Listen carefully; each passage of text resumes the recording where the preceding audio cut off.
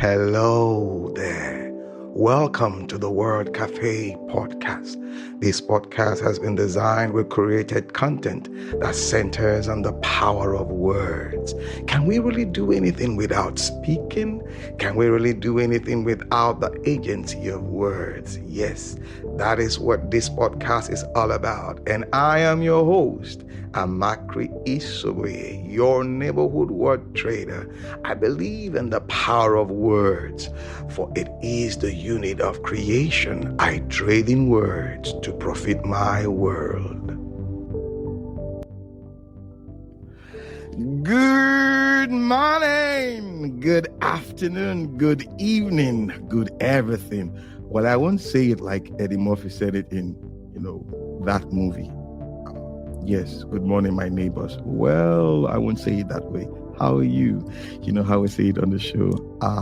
This is the space where we come in to lean on one another's experience to forge a positive path. I love it each time I come into this space. How are you? The year is still young, I know. As in, Happy New Year, saying it is in order, is it not? So I'm going to say it to you again. Happy New Year. Yes, I'm back. Did we ever leave? We didn't. So what are we going to be doing today? Well, I have somebody interesting. The Word Cafe is all about positivity, good vibes, words and what is going on around us, how to make the best of it. And I have someone today on the show who is all about speaking, communicating in a strategic manner. Don't worry, when she comes on, you will understand what I mean. And she's here today to do her thing with us within the show. Her name is Ivy Clem. I got to meet her some years ago. Yes, she did one or two things for me with respect to my book, Amazing, when I launched my second book. Yes, that's The Color of Words. She came on and she did her thing. Enough of my talking. I know you want to see her face and you want to hear her voice. So I'm going to bring her on now. Where is she? And there she is. Hello, Ivy. Hi. Welcome. Hi. How are you? Thank you. Such a pleasure to be on the Word Cafe. The pleasure is all mine. We had a nice cafe meeting the other time where we had tea. Yes. But this time it's online and we're at the Word Cafe. So let me see how this one is going to be different from, real life. If I had known, I would have made my cup of tea or coffee. I forgot to do that. Don't worry. There will be another time. Thank you for coming. What was it like at your end? As in the weather and everything, work and all of that? I love the weather. The weather is really, it's nice over here. It's still a bit of Harmattan breeze. Okay. I'm in Abuja, Nigeria, so there's a bit of Harmattan breeze. It is not like what the folks in the US and the Europe are facing right now in terms of the chill. So all the Nigerians that have jackpot, it's time for you to come back home. The weather is much, much better here than outside the country right now. Nice weather. At this time, we're going to say that word. I know envy you. It's so cold out there, right? It's minus just 20, minus 22, minus 26. Yeah, but it's a phase. Yeah, it's a phase. It will pass, and we're resilient people. We will overcome. We'll become stronger, better, wiser. So let's get to meet this wonderful personality called Ivy Clem. Who is she? Oh, wow. So, Ivy is a communications expert. I've been doing this for 20-something odd years now. I've always loved communication. So, Ivy is someone who is a student of communications and has also had the opportunity to teach on different aspects of communications. I've had the opportunity to be involved in the media quite extensively and at the highest levels in Nigeria as a news anchor. So I've always been I was one of those people. I read mass communications in my degree. That was what I wanted to do. That's what I worked towards doing, and it was very fulfilling for me to do mass communications in my first degree at Benue State University, because I'm from Benue State.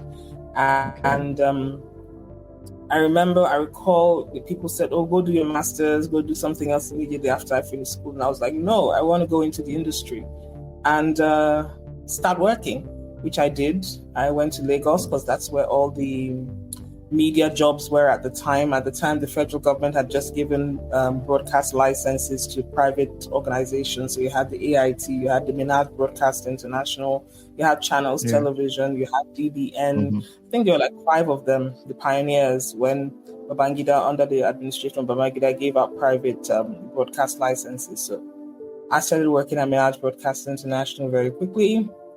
And I've always been in communication. So it's something that I've always loved and something that I'm still doing, and I'm very, very happy to be doing it. Yeah. I mean, 20 years in that space is enough.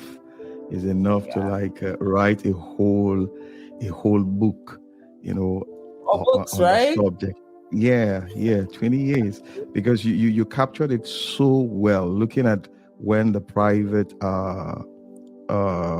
communication outfit started springing up, exactly that time. And I remember when AIT, then television in Nigeria, used to be a 4 o'clock and a 9 o'clock thing, Absolutely. 4 p.m. and 9 p.m. But after that period, when the licenses started coming in, Silverbird and the rest of them, we started having this cable TV mentality come in, where you have television round the clock, and all of a sudden the possibilities were endless, and names and started springing up here and there. Then I think for channels it was John Momo, and he started channels. Then AIT, what was his name now of blessed memory, he's passed now. He started AIT. Yes, High Chief Dr. C. Yeah, he started AIT and all of that. So it changed the landscape of communication in Nigeria. I can attest to that. But now let us look at it from your eye, as in from Ivy Clem's perspective. How did it change it? Can you, from your own perspective, how did it change it? Well, I think you put it really succinctly. Truly, we only had the major broadcaster in Nigeria, which the Nigerian Television Authority. They did a great job, but like you mentioned, it started at 4 o'clock and it ended, say maybe 10 or at most midnight.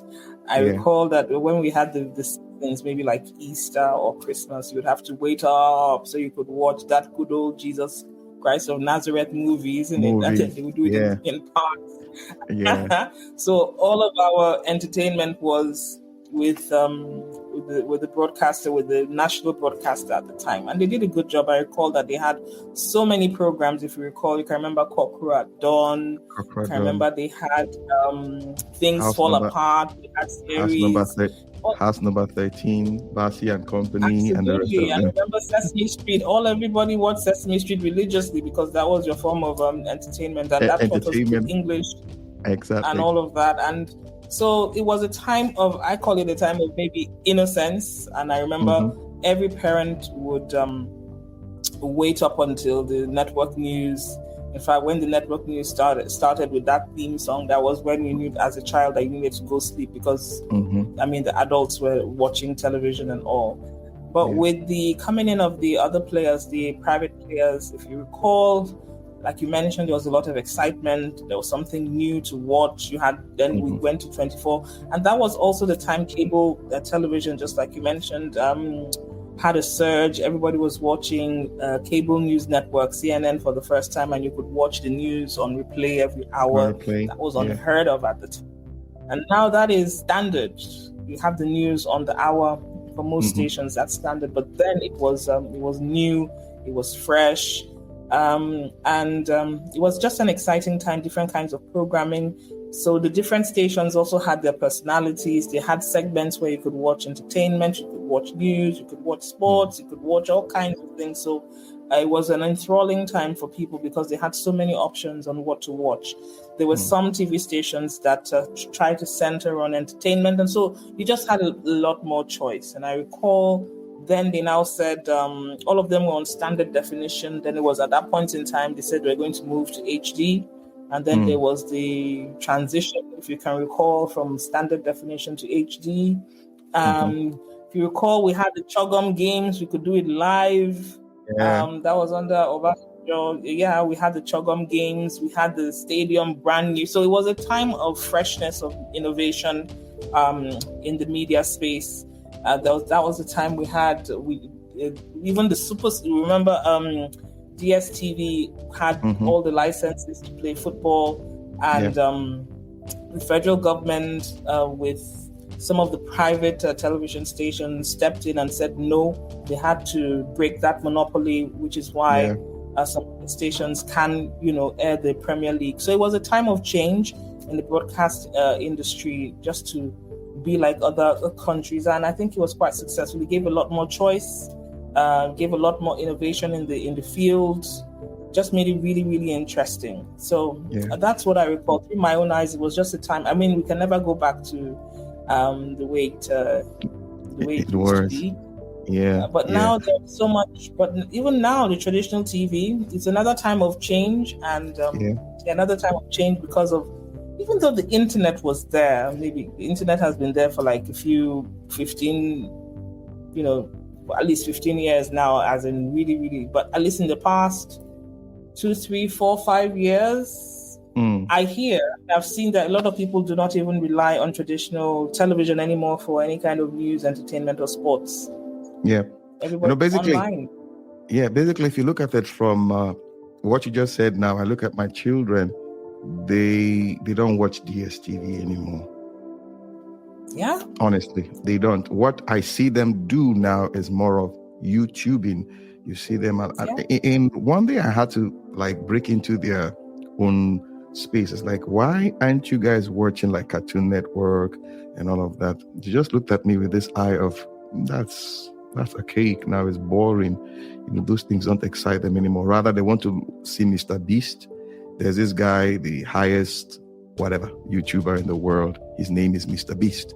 I didn't even know until they told me, because that they were watching Mr. Beast. In my mind, I was like, Mr. Beast sounds like one, unfriendly, whatever. But he's a guy who goes around doing stuff, and he has gathered so much following and all that. They move from Mr. Beast, they go to other things. So it's like the traditional TV, which we are used to, like DSTV and all of that. Honestly, it's becoming obsolete.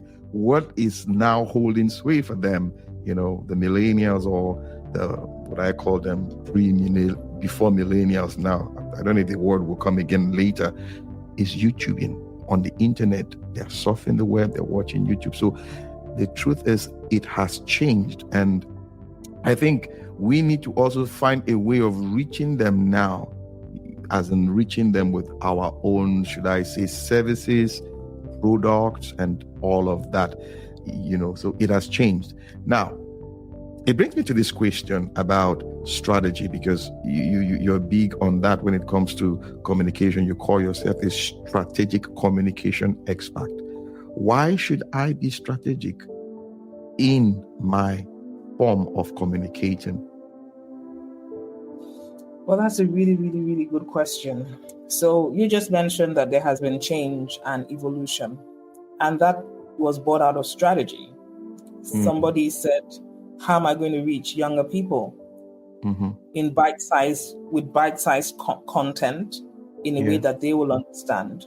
And based on that strategy, they have used, just like you mentioned, YouTube, TikTok, Instagram, Facebook, smaller form videos, very little words, short form videos, a lot of captions and catchy, nobody's sitting down watching 30 minutes of programming, 45 minutes of programming, 60 minutes of programming, because they've found out that the attention span of people has kind of, reduced. So that is a strategy. How are we going to keep people coming to us? And they have had to evolve. So that is simply why strategic communications is absolutely important, because the markets continue to change, and you have to keep on having different kinds of products to be able to keep your clients, or to keep your partners, or to keep your stakeholders involved and engaged. So that is why you have to be strategic. You have to think about it from point A up until point Z, rather than just, getting different components and jumbling it all up. No, you have to look at it in a frame and decide, okay, what is it that I'm trying to do? What are my objectives? Yeah. Who is the audience that I want to engage? What is my strategy? What am I going to do? How am I going to implement? How am I going to execute? And how am I going to score? So that is the importance of strategic communications. It's actually not just haphazard. You think it through, and then you deploy your means or whatever it is that you want. So it's essential, because the world is constantly changing and evolving. Yeah. And you as an individual or a person or as an organization, you have to keep up with the times. And to do that, you have to have a strategy. Yeah. Okay. Now, I'm going to read out something for you I saw today, and I hope I can call it up. It blew my mind, and I was like, okay, when I come on with Ivy, I'm going to read it with her. Just give me a minute. Let me call it up. I was like, you don't say. This was a conversation between Warren Buffett and his friend. Just give me a minute. All right, I think I've seen it. So this is, hold on. Where are you? Come on. Okay. From Same as Ever is a book by Morgan Housel. He said, I once had lunch with a guy who's close to Warren Buffett. This guy, we will call him Jim, not his real name. He was driving around Omaha, Nebraska with Buffett in late 2009. The global economy was crippled at this point, and Omaha was no exception. Stores were closed, businesses were boarded up. Jim said to Warren, Jim, do you know what the best-selling candy bar was in 1962? No, Jim said. Snickers, said Warren. He went on, and do you know what the best-selling candy bar is today? No, said Jim. Snickers. Warren said. Then silence. That was the end of the conversation. Changes capture our attention because it's surprising and exciting, but the behavior that never change are history's most powerful lessons because they preview what to expect in the future. And when I saw this, I was like, okay, Snickers in 1962, and over how many years Snickers is still relevant. Then there's something these guys are doing that is, they are very strategic. And I want to believe there was a way they were communicating their product to their clients or to the market that kept them afloat and relevant.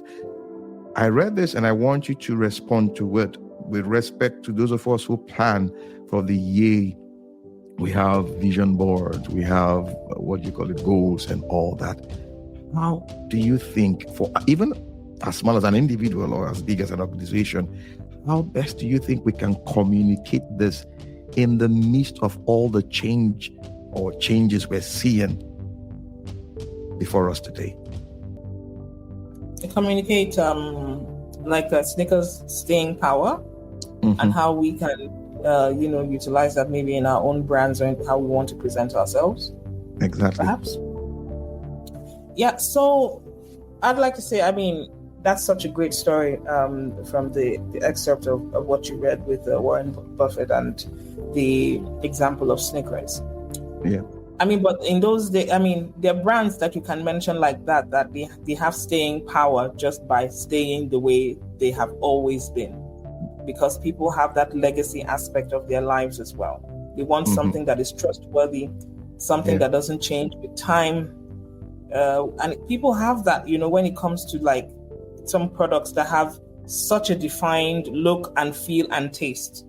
So Snickers, yes. You can also look at a brand like Coca-Cola. Once Coca-Cola was established, you're not changing anything. Anybody who is a ardent Coca-Cola fan like I am, just give me original Coke. I don't want it in different flavors. Don't innovate. Just give me my Coca-Cola. In fact, one of the best things people do when they want to give me a Diet Coke, I'm like, what the hell? No, just give me good old-fashioned Coke. So there are some brands that they thrive and they excel on being how they are. Because people want it, it's comfort, it's nostalgia, it's this is how you want it. You don't want it any other way. You would feel that if that changes, I mean, that's a bit too much change. So some brands are like that, but not all. And I mean, just think of it, how you used to like certain goods, chocolates, or when you were growing up, it brings you that sense of nostalgia. That even when you are grown, it still tastes the same. So it brings you comfort, it brings you warmth, you have the memories of it. So that's what I would say about those sorts. But not all brands are, some brands need innovation, just like we mentioned the broadcast sector.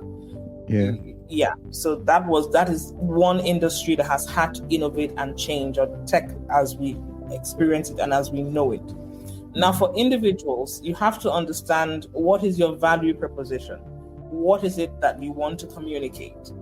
Do you want to be seen as robust and young and innovative, or do you want to be seen as a legacy person, someone who is authoritative, someone who is formal, someone who is more nostalgia based? And you then think about speaking with the strategic communications expert or someone in communications or branding and working it back so that you can be that brand and you can continue to do those things. So yes, there are many nostalgia brands that still do well. Like you mentioned Snickers, like I mentioned Coca-Cola. I'm sure that you can think about a few others. I can think of a few others, but I'm not sure that they're paying you in advertisement, so I'm not going to call them names. We can think of some nostalgia brands that we don't want them to change.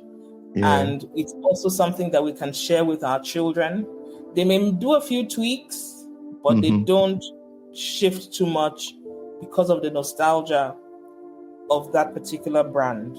And you find out that those particular brands are first in class. So for instance, when people think about chocolate, they'll say, okay, Snickers, go get me a Snickers bar. Even though it may be another brand or whatever it is, but it's usually first in class. That's what ticks the minds of people. So yes, beverages, there's soda, but everybody will say, I need Coca-Cola, for instance, or whatever it is. Or in Nigeria, every form of seasoning is Maggi. Even though, I mean, there's so many other, but it has now become a first in class. So some brands have the opportunity to be in that niche, and generally they stay the same. They don't need to change or innovate, because if they do, then they will lose market share. Listening to you now, based on the nostalgia brings to memory, there's this experience that we all encountered, with this particular product, and it stays with us. So each time we get back to that product or the class of product, what comes to our mind is that particular name. Just like you said, in Nigeria, when you say, get me Maggi, let me put it the way we call it in our, pidgin English, what comes to our mind is Maggi, not knowing that, hello, it's a seasoning. We have the others, no, and what have you. But that thing just stays with us. So that experience. Recently, I've been seeing those who were born, say, the early 60s, late 70s, early 80s. You see this, they want to get back to that experience growing up. So the historical things, they just like television, the way it was, the tube TV, and the product they dealt with and all that. And somehow the children of this generations kind of see their parents wanting to get to those things. And somehow the children too want to let me understand why mommy and daddy are like always going to that. And they also want to have that experience. That's what I hear from what you're saying. So more or less, like some of these products or people behind this product come to read this psychology, and it's just they begin to bring back those old brands the way they were from the very beginning, and this generation, it brings this communication between this generation and that generation. I don't know if you get what I'm trying to, the picture I'm painting here. Go, yeah, give it a go. Yeah, I totally agree with you. Some people, I mean, you have conversations with some psychologists, and they say, you know what, the more things change, the more things remain the more the same. They remain the same. Yeah, because people have that strong nostalgia effect, you know. So, I mean, I'm from a generation, I don't know if I say this, I'm going to be giving out maybe around the time frame that I was born. And for a lady, you never really tell your age. It's not, you know. But I remember when we used to listen to the 8-tracker, that was even before you had to go into the CDs were innovation, you know. Before you even had the 8-tracker, then you had the Betamax, if I can recall the name that my mom Betamax, had. Betamax, then yes. You had the VHS. Then you had the tapes and all of those things. You have videos. Then you now move to CDs. CD was big. Then you had DVDs. Now you don't even have any of those things anymore. If you want to watch a video, now it's Bluetooth and all of that. Bluetooth, you go get a USB or whatever it is to get your movies and everything. And I mean, for me personally, those other forms gave you a sense of ownership of those products. Yeah. You could go back. So for instance, I have a DVD. I have a good old-fashioned DVD player. And once in a while, I will crank out my series of The Godfather and watch the 3 episodes. So I will crank out my Fair Lady and watch it. Or I'll crank out Sound of Music. And it's mine, you know. And even for my CDs, I recall I have my Lauryn Hill CD. I mean, anytime I travel outside the country, the first thing I buy my Lauryn CD, of course. My Michael Jackson. I have all of them. I have ownership of them. Yeah. But now everything is online. Everything is streamed. Everything is. You don't have. I believe. I said so. If someone steals my phone, then all my music goes. All of those, or maybe they'll say I store it on the iCloud or whatever. But I don't have. I really don't do those things. And again, one thing that irks me is I always feel when I'm listening to my favorite musician, why does that have to be tracked by somebody else to the extent that you can now know my preferences and send those preferences to me? Why does what I like have to be fed into an algorithm? You feel like your privacy is should I say I'm listening to my music. That should be something private between me and, you know, I pay the artist, buy their CD, and I experience whatever I want to experience for years on end. But with the streaming, everything is so fast. So yes, there is a market. I say all of this to say there's a market for nostalgia. You know, I'm sure that if I had an opportunity to go watch take that again. There's a market for nostalgia. You know, for the things price. Can you put a price on it? I mean, how can you? I'm not sure that you can put a price on it, but it takes premium, you back to the time where your memories were yours.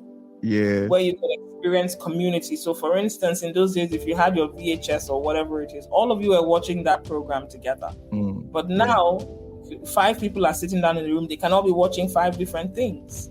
With all holding 5 different devices. Even that just sense of quietness to experience whatever is going on seems to be lost. Now, in terms of communications, it helps that now you have to segment.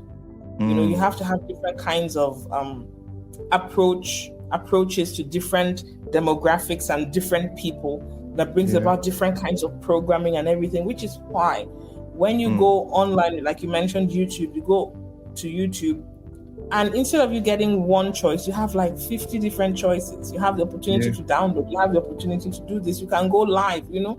There's so much that you can do. Now, even in all of that so muchness, you just want a sense that things can just be simple, which is why I say there's a market for nostalgia. People are just generally so distracted by the amount of information that they can consume, to the extent that now the niche market has a lot more draw and has become luxury to the point that you can attract a premium to experience something that you experienced when you were a child just because it's so niche now. So there is a market for that. I mean, a few things don't change, like art and all of those things. The older it is, the more better in terms of how you can cost it or how it is perceived. I think there is generally a market for nostalgia, because people generally that strikes a chord for me. Part of my processing today before coming on this with you was, we now have a market for remixing of so many things in the space of creativity. Now you find out that a good number of our artists out there remix a lot of these songs. So in the market for nostalgia, you come to see those of us who, quote and unquote, the VHS, the DVD, the cassette player, 8-deck, and all of that. You hear certain songs and you just smile, and it's like, that's a remix of that song. That's a remix of that song. Let me give you an example from the church. I hear Moses Blees and his team remix the I Have a Very Big God. I see them sing it and I laugh. I say, that's not the original song. The original song is, I have a very big God, He is always by my side. A very big God, by my side, by my side. That's the original. But when I hear them sing that, a good number of us who grew up on that, we just smile and we get into it. So the market for nostalgia, as the way it is now, is like they are now bringing a fusion to 2 or 3 or more generations, having this way of bringing everybody together in the business of remixing music. And that is what I hear you say, the market for nostalgia. Now, I think we need to, what's the best word to use now? Encourage our communication strategies to see how we can lash on this very piece of, the market for nostalgia. Okay, how do you spend your time? Ivy Clem, how do you spend your time? Well, I'm in the nostalgia market, so I spend my time on a lot of nostalgic things. I Go still ahead, love to share read. with us. I have a friend, she teases me all the time because I read books. I read paper books. I like the smell of the books when I'm turning it one page to the other. I'm old school like that. Yeah, I like that too. You can put it on your phone, you can put it on your tablet, you can put it on this. I'm like, no, nothing is going to change me from reading my good old-fashioned books. So I love to read. I'm a music enthusiast, as you may, I've mentioned music a few times in this interview. And yeah, I love my music. I like a good conversation. I'm a chill person. I love communications as a form, because what better thing than knowing how to speak to someone and getting a response from the other person. Yeah. You said that God spoke and things began to happen. And the whole thing about the whole Bible is a series of stories that people tell and be told. So I think that communications is a gift that God has given us. I think, yes, the animals and they communicate in their own way, but I'm not sure. I think that humans are the only people that communicate the way we do in terms of speech, talking to one another, understanding. Yes, emotions and everything. One word can cause a war. Words also can be the start of the greatest love of all. So I think that communications is just, I'm a student of communication. So generally, those are the things that drive me on a day-to-day basis. Beautiful. Guys, we've been discussing with Ivy Clem, a communication strategist. She's an expert in that field, 20 years experience. And you'll agree with me, she has dished out so much on this show. One thing I would not forget in a hurry is that market for nostalgia. So we can all dive into it and get our portion of it. Yes. All right. So what's your plan for 2024? I want to believe you have something cooking out there. I saw your piece talking about you want to talk about more of Nigeria this 2024. In addition to what you have as a plan, can you share with us why Nigeria? Why do you want to talk about Nigeria? Yeah, because Nigeria gets such a bad rep, doesn't it? You know? Go to any cluster of people speaking about Nigeria, generally, chances are everyone is going to say something negative about the country. And the only difference, everything that happens in Nigeria happens in other countries. There's unemployment, there is decay, there is all kinds of things happening in every other country. But generally, they put their best foot forward. We as a people, we always want to be the most realistic or realists. Meanwhile, other members of other countries are not as realistic about their own experiences. So I have said, yes, I do not deny that there are many things wrong with the country and we have many, many challenges. But there's also, for every one story that is bad, there are 50,000 that are good. And I will be I'll be one of those people that tells the 50,000 stories that are good. So I've told people when they're speaking with me, there's going to be no insults about Nigeria anywhere in any of my communications. I will try my best not to do that. We will listen to the news. We will, decipher everything that is happening. We shall talk intelligently, but we shall not castigate, abuse, demean, or make it seem as if any other country is better than Nigeria. They may have structures, they may have things that are good, but their own histories are not 100% kosher or blessed, just like ours. There have been wars, all kinds of things that they have done to get to where they are that we haven't done yet. So even though we talk about the realism of what's going on in the country, we also have to talk about the positives as well. I also believe that a lot of our stories are not being told. Just today, I was watching they say the Oscar nominations for the Academy Awards are going to be coming up.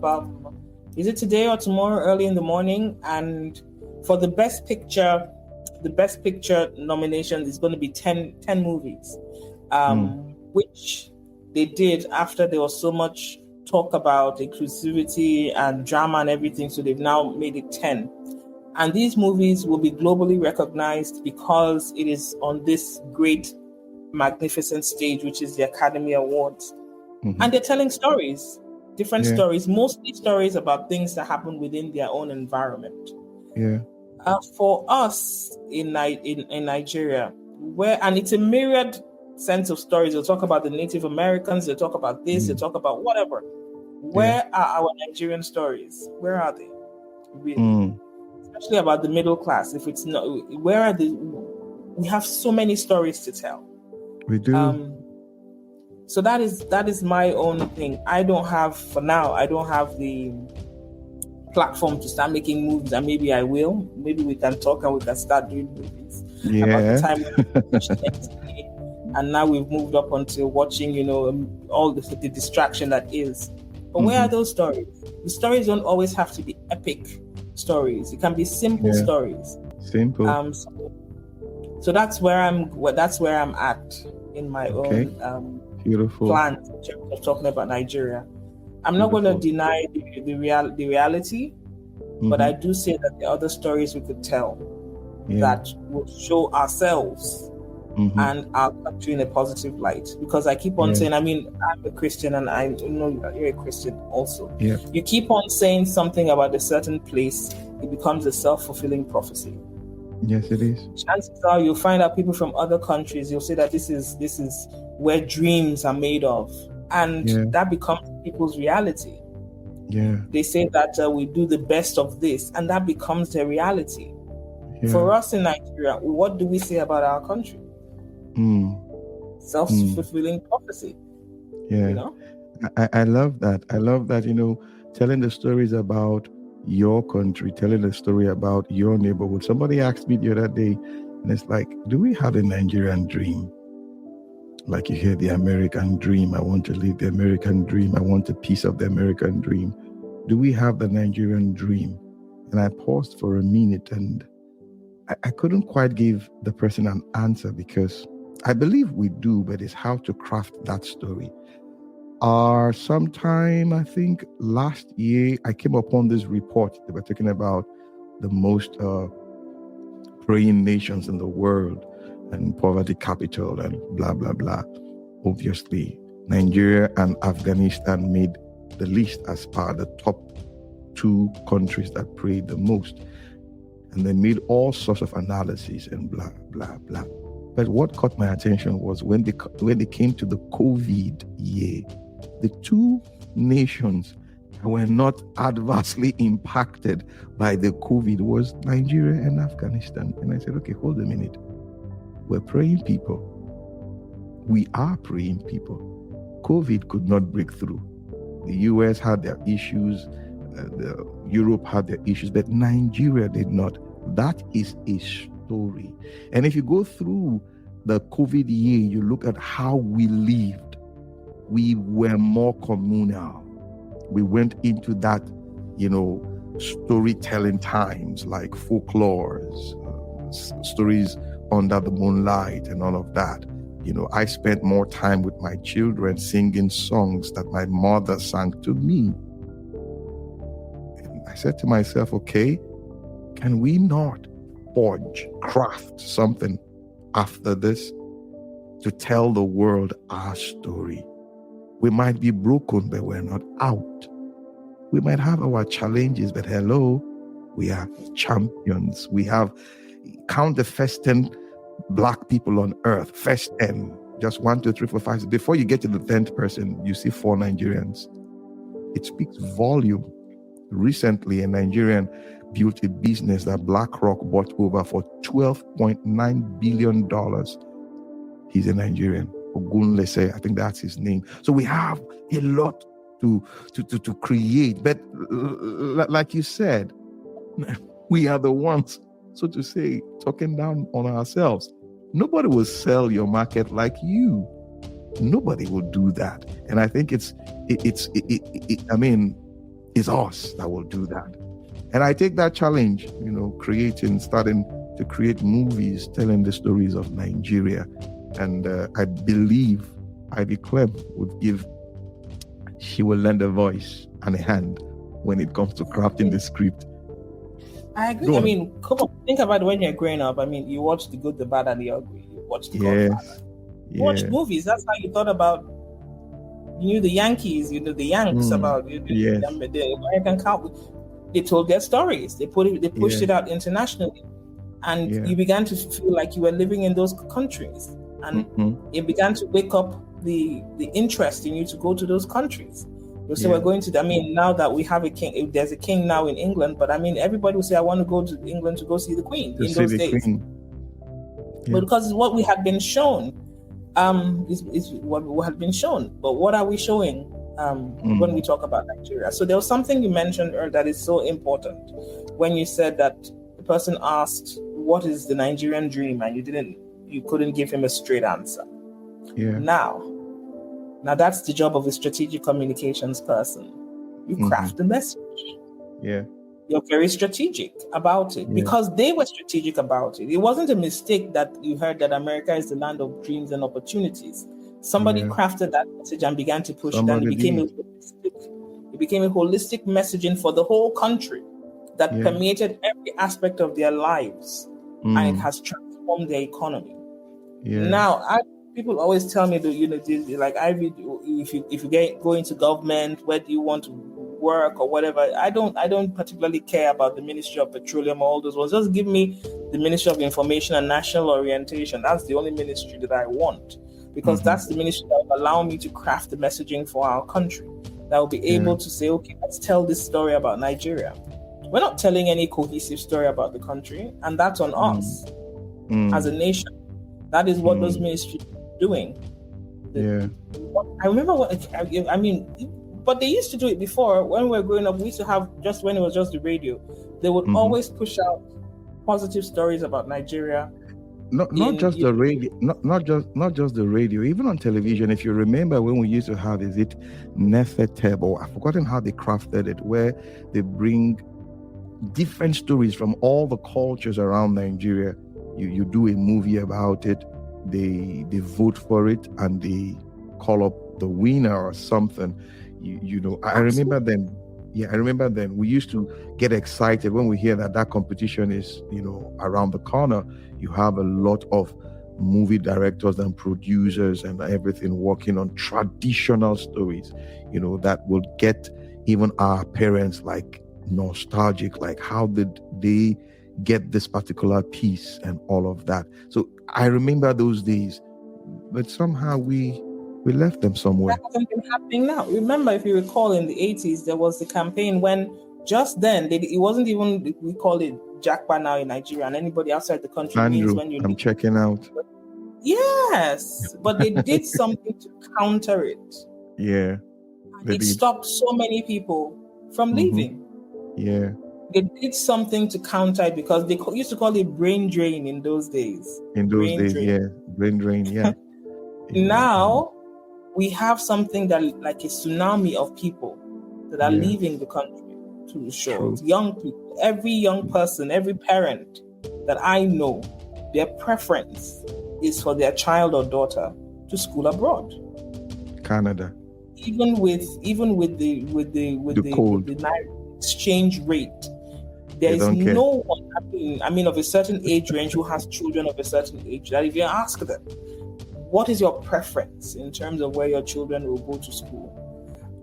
10 out of 10, maybe, like you can't be totally terrible, but at least 9 out of 10 would say that they're working to ensure that their children can leave the shores of Nigeria. You can say 10 out of 10 comfortably.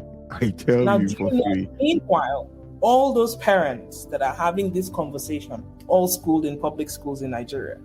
Absolutely. Because when we're growing up, there are no private schools. None.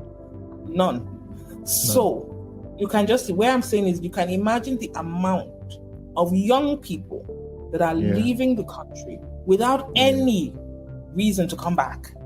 The innovation, the vibrancy, the youth, the connections, the partnerships, the stakeholders are going somewhere else. And there is no national counter messaging that deals with that. To me, that is personally shocking as a communications person. Yeah. Because if you're telling, it's what people hear all the time. Because what is the greatest way of marketing? No matter how people do it, most of it is still word of mouth. Word of mouth, true. So we are having a conversation or whatever it is. I'm like, oh, how's your kids? So they're fine. I just took them to Canada the other day. Oh, really? Canada? Oh, really? Then we start having that conversation. Then I start thinking, then why don't I send my kids over to Canada? Yeah. Or to wherever.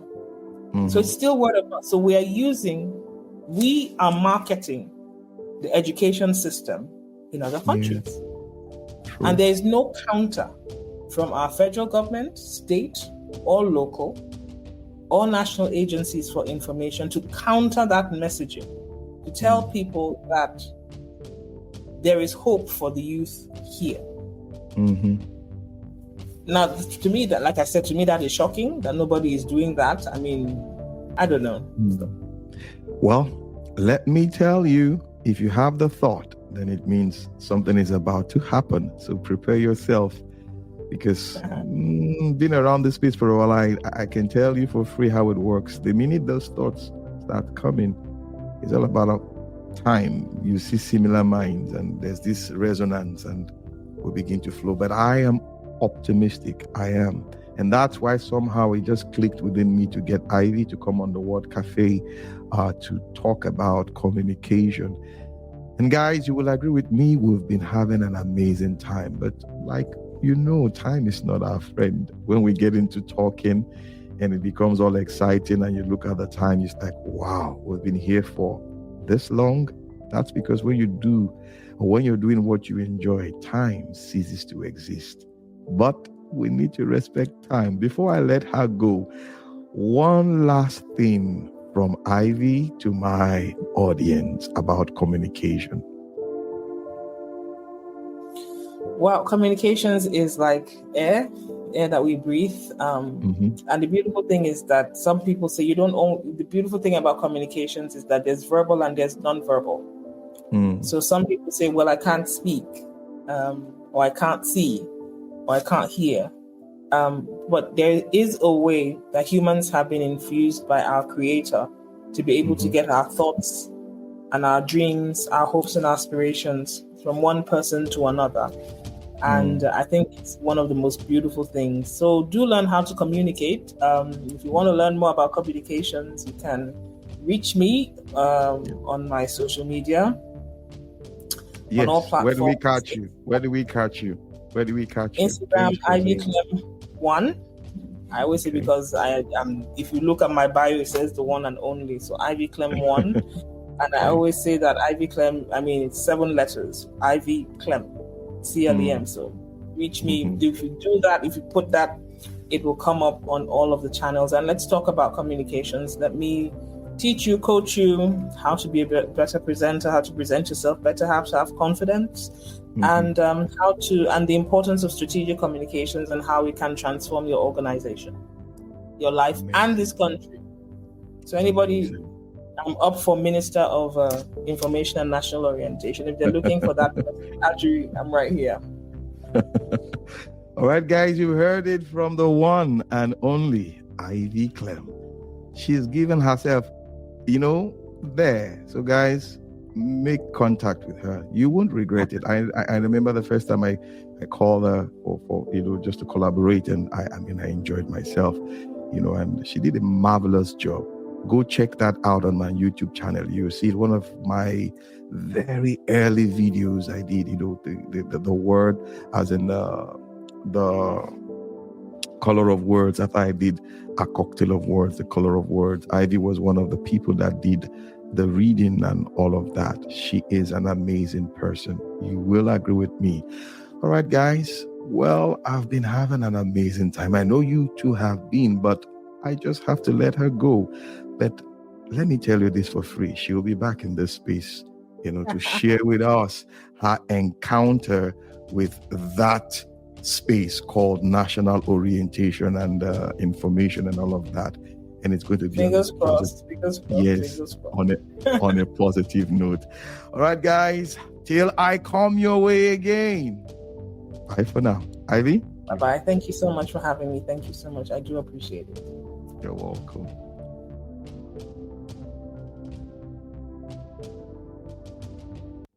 Awesome time it has been with you on the World Cafe podcast today. Thank you for being there. You can catch me up on my social media handles, Twitter, Facebook, LinkedIn, and Instagram, all at Amakri Isoboye. Also, you can get copies of my books, A Cocktail of Words, The Color of Words, my HRO notebook, and Hawkers Focus on God on Amazon and Roving Heights online bookstores. You can also subscribe to my YouTube channel at the same address at Amakri Isowe. I love to hear from you and how this podcast has impacted you. You can leave me a message at my email address, amakrigaribaldi@gmail.com. That is AMACHREEGARIBALDI. Yes, till I come your way again. Bye for now.